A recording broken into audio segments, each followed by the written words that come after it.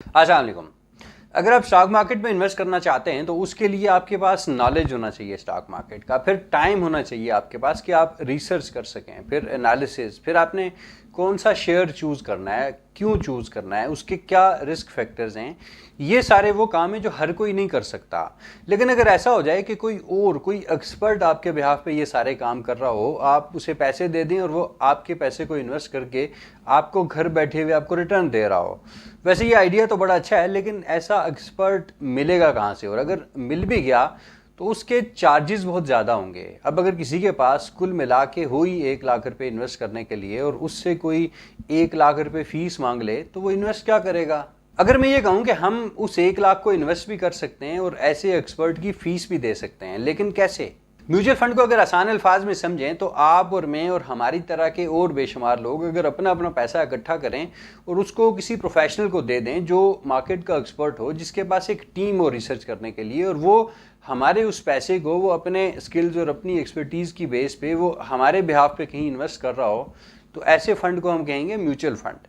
Mutual मतलब shared, यानी बहुत सारे लोगों का पैसा, और वो प्रोफेशनल जो उस फंड को मैनेज कर रहा होगा उसे हम कहेंगे फंड मैनेजर। फंड मैनेजर क्या करेगा कि वो उस सारे फंड को डिवाइड करेगा मुख्तलिफ यूनिट्स में और सारे पार्टिसिपेंट्स को उनकी इन्वेस्टमेंट अमाउंट के हिसाब से यूनिट्स मिल जाएंगे। यानी फ़र्ज़ करें किसी ने अगर 10,000 की इन्वेस्टमेंट की हुई है और एक यूनिट अगर 10 रुपये का है तो उसको 1,000 यूनिट मिल जाएंगे। इसी तरह 20,000 रुपये की इन्वेस्टमेंट वाले को 2,000 यूनिट्स मिल जाएंगे, एंड सो ऑन। अब फंड का वो सारा पैसा जो कहीं ना कहीं इन्वेस्ट हुआ होगा और उस पे जो रिटर्न आ रहा होगा वो इन सारे यूनिट्स होल्डर में डिवाइड हो जाएगा। अब ये जो फंड मैनेजर होगा वो ये सारा कुछ खैरात में तो नहीं कर रहा होगा, उसके भी कुछ चार्जेस होंगे, लेकिन क्योंकि बहुत सारे लोग मिलके उसके चार्जेस पे कर रहे होते हैं तो आपको बहुत सस्ते में फंड मैनेजर मिल जाता है। आमतौर पे जो चार्जेस होते हैं प्रोफेशनल फंड मैनेजर्स के, जिन्हें मैनेजमेंट फ़ी या एक्सपेंस रेशो भी कहते हैं, ये आपकी इन्वेस्टमेंट अमाउंट के 1 से लेके 3% तक हो सकते हैं। ये तो था कि फ़ंड किस तरह काम करता है। अब ये देखते हैं कि ये फंड्स कितनी टाइप के होते हैं। Based on the class of assets के जिनमें इन्वेस्टमेंट की जा रही होती है, हम म्यूचुअल फंड्स को 3 कैटेगरीज में डिवाइड कर सकते हैं। सबसे पहले आते हैं इक्विटी फंड्स। ये वो फंड्स हैं जो इक्विटी मार्केट्स में यानी स्टॉक मार्केट्स में इन्वेस्ट करते हैं। इनका रिस्क थोड़ा ज़्यादा होता है लेकिन इनका रिटर्न भी आमतौर पर ज़्यादा ही होता है। फिर दूसरे नंबर पर आते हैं डेट फंड्स। ये वो फंड्स हैं जो डेट सिक्योरिटीज़ में या गवर्नमेंट बॉन्ड्स में इन्वेस्टमेंट करते हैं। इनका रिस्क भी कम होता है और गवर्नमेंट बॉन्ड्स की अगर बात की जाए तो इनका रिस्क थियोरेटिकली ज़ीरो होता है, लेकिन इनका रिटर्न भी आमतौर पे कम ही होता है। फिर कुछ होते हैं हाइब्रिड फंड्स जो दोनों जगह पे इन्वेस्ट कर रहे होते हैं, डेट मार्केट्स में भी और इक्विटी मार्केट्स में भी। इनका रिस्क प्रोफाइल भी एवरेज होता है और रिटर्न भी। फिर इसके अलावा कुछ कमोडिटीज़ के म्यूचुअल फंड भी हो सकते हैं जिन्हें हम किसी और वीडियो में डिस्कस करेंगे। किसी म्यूचुअल फंड के यूनिट को आप किस तरह से खरीद या बेच सकते हैं उसकी बेस पे हम 2 कैटेगरीज में इन्हें डिफाइन करते हैं, ओपन एंडेड म्यूचुअल फंड्स और close ended mutual funds. Open ended mutual funds ऐसे फंड्स होते हैं कि जिन्हें आप किसी भी वक्त खरीद या बेच सकते हैं। मिसाल के तौर पे आपने आज इन्वेस्टमेंट की और 6 दिन बाद अगर आपको पैसों की ज़रूरत पड़ गई तो आप बड़ी आसानी से उन्हें बेच के अपनी अमाउंट वापस निकाल सकते हैं। जबकि क्लोज एंडेड म्यूचुअल फंड्स ऐसे फंड्स होते हैं कि जो एक फिक्स नंबर में इशू होते हैं और उनका एक मैच्योरिटी पीरियड होता है, एक फिक्स टेन्योर होता है, 1 साल या 3 साल का या कोई भी टेन्योर, जिससे पहले आप उन्हें सेल नहीं कर सकते। हो सकता है आपके पास किसी सेकेंडरी मार्केट में उन्हें सेल करने का ऑप्शन हो, लेकिन जो इशूइंग कंपनी होगी वो मैच्योरिटी पीरियड से पहले आपसे बायबैक नहीं करेगी। इसी तरह कुछ फंड्स की इन्वेस्टमेंट जो होती हैं वो इस्लामिक शरिया के प्रिंसिपल्स को देखते हुए की जाती हैं, जिन्हें इस्लामिक म्यूचुअल फंड कहा जाता है, जबकि जो ऐसा नहीं कर रहे होते उन्हें कहते हैं conventional mutual fund. Mutual fund का दूसरे इन्वेस्टमेंट एवेन्यूज़ के कंपैरिजन में एक एडवांटेज ये होता है कि ये ऑलरेडी डाइवर्सिफाइड होते हैं। आपके 50,000 रुपये हो सकता है 50 कंपनीज में इन्वेस्टेड हों, यानी आपको थोड़े पैसों में ज़्यादा एक्सपोजर मिल रहा होता है, जिसकी वजह से आपका रिस्क फैक्टर कम होता है। फिर आपको म्यूचुअल फंड में इन्वेस्ट करने के लिए कोई बहुत बड़ी इन्वेस्टमेंट अमाउंट भी नहीं चाहिए। आप जितने कम पैसों से चाहें आप अकाउंट खुलवा सकते हैं। आप 5,000 रुपये से भी ट्रेडिंग स्टार्ट कर सकते हैं। लेकिन सवाल ये है कि ये सारा कुछ करें कैसे। म्यूचुअल फंड में इन्वेस्ट करने के लिए आपको एक अकाउंट खुलवाना पड़ेगा किसी भी म्यूचुअल फंड या एसेट मैनेजमेंट कंपनी के साथ। जिस तरह एक बैंक अकाउंट होता है उस तरह का अकाउंट।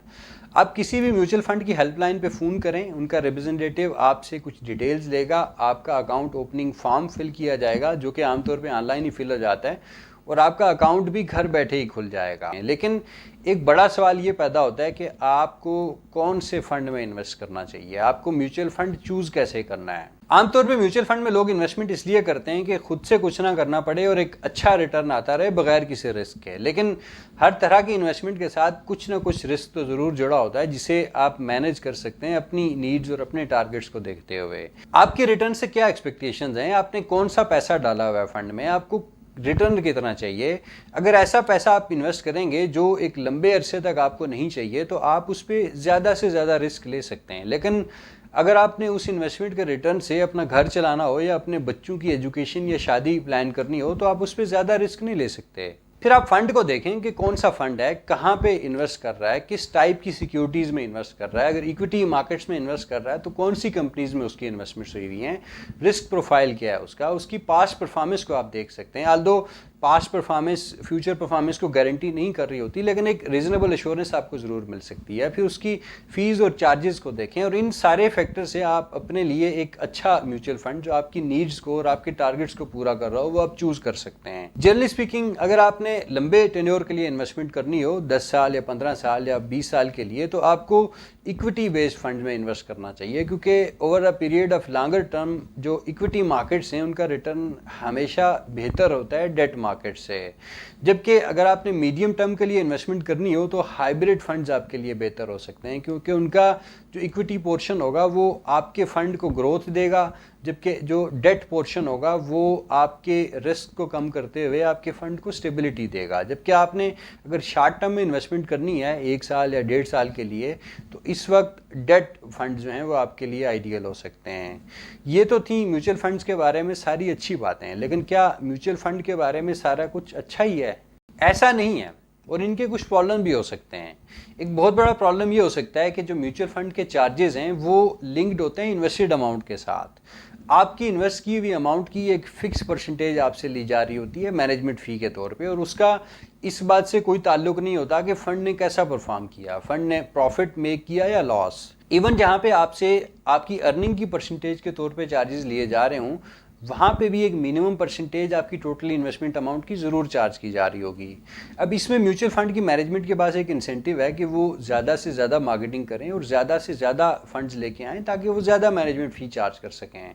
यानी उनका फोकस हो सकता है फंड के टोटल साइज पे ज़्यादा हो और फंड की परफॉर्मेंस और उसकी मैनेजमेंट पे कम हो। फिर अर्ली इनकैशमेंट के केस में फंड मैनेजर का कंट्रोल नहीं होता इन्वेस्टमेंट के डिसीजन पे, और कई दफ़ा आपको लॉस में भी सेल करके इन्वेस्टर को पैसा वापस करना पड़ता है, क्योंकि जब कोई और अपने पैसे अगर निकालना चाह रहा होगा तो फंड मैनेजर के पास कोई और ऑप्शन नहीं होगा सिवाय इसके कि वो उसकी इन्वेस्टमेंट को लिक्विडेट करे और उसको पैसे वापस करे। फिर जब कभी मार्केट गिर रही होती है और शेयर्स की वैल्यूज़ नीचे आई होती हैं तो एक फंड मैनेजर ये चाह रहा होगा कि उन नीचे की वैल्यूज़ पे वो ज़्यादा से ज़्यादा बाइंग कर सके, जबकि जो इन्वेस्टर्स होंगे वो शायद अपना पैसा वापस निकाल रहे होंगे लॉस के खौफ से, और फंड मैनेजर के पास कोई और ऑप्शन नहीं होगा सिवाय इसके कि वो लॉस पे सेल करे और लोगों को उनके पैसे वापस कर रहा हो। फिर म्यूचुअल फंड्स का क्योंकि गारंटीड या फिक्स रिटर्न नहीं होता किसी फिक्स डिपॉजिट या टर्म डिपॉजिट की तरह, तो उसकी वजह से आप अब बेहतर प्लानिंग नहीं कर सकते। ये जो बड़े इन्वेस्टर्स होते हैं या जो इंस्टीट्यूशनल इन्वेस्टर्स होते हैं जिन्होंने प्लानिंग या बजटिंग करनी होती है, उनके लिए ये एक प्रॉब्लम हो सकती है। आई होप कि ये वीडियो आपको अच्छी लगी होगी। म्यूचुअल फंड के हवाले से अगर आपका कोई सवाल है तो आप कमेंट्स में पूछ सकते हैं। वीडियो को लाइक करें, चैनल को सब्सक्राइब करें, अपना ख्याल रखें। अल्लाह हाफ़िज़।